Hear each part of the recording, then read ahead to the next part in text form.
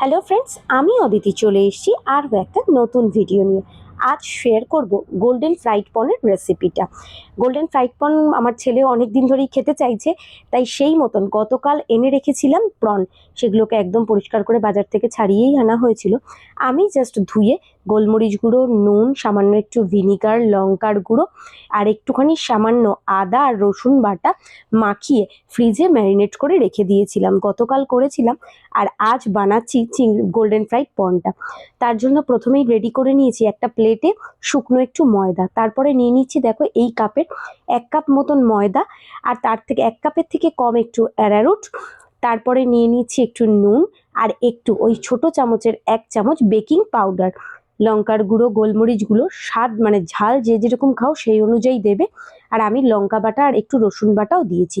তবে এই ব্যাটারটা রেডি করতে হবে একটু ঘন আর একদম ঠান্ডা ফ্রিজের জল দিয়ে, না হলে কিন্তু ক্রিস্পি ব্যাপারটা একদম আসবে না।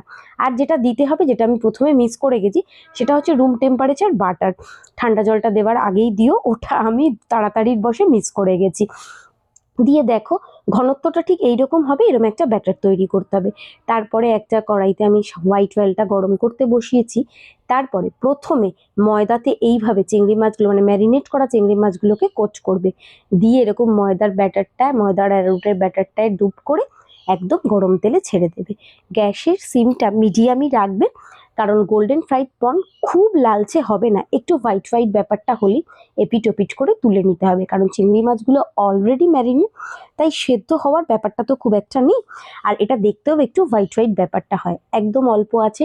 দেখো এপিট ওপিট করে একটু ভেজে নিয়েছি, মানে কতটা যে ক্রিস্পি হয়েছিল সেটা আর তোমাদের কি বলবো, ভীষণ সুন্দর লাগবে। আর সাথে আমি একটু ওই ফ্রেঞ্চ ফ্রাইগুলো আমাদের কিনে রাখাই ছিল প্যাকেট ফ্রিজে, ওগুলো জাস্ট একটু ফ্রাই করে নিয়েছিলাম। মানে আজকের ইভিনিংটা জাস্ট জমে যাবে। বাকি গোল্ডেন ফ্রাইডগুলো আমি রেডি করে নিচ্ছি। দেখো রেডি হয়ে গেলেই বসে পড়বো থালা সাজিয়ে। প্রত্যেকটা বাচ্চার আমার মনে হয় চিংড়ি মাছ খুব পছন্দের, আর এইরকম একটা রেসিপি হলে তো তাদের জন্য আর কোনো কথাই নেই। তাই বাচ্চাদেরকে আনন্দ দিতে আমার এই রেসিপিটা অবশ্যই কিন্তু একবার ট্রাই করবে, আর আমাকেও জানাবে কেমন টেস্ট হয়েছে। দেখো থালা সাজিয়ে একদম বসে পড়েছি।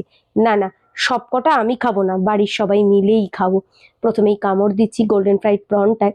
কতটা যে ক্রিস্পি হয়েছে তোমরা না করলে ঠিক বুঝতে পারবে না। রেসিপিটা কিন্তু মাস্ট বি ট্রাই করো, ভীষণ টেস্টি হয়েছিল।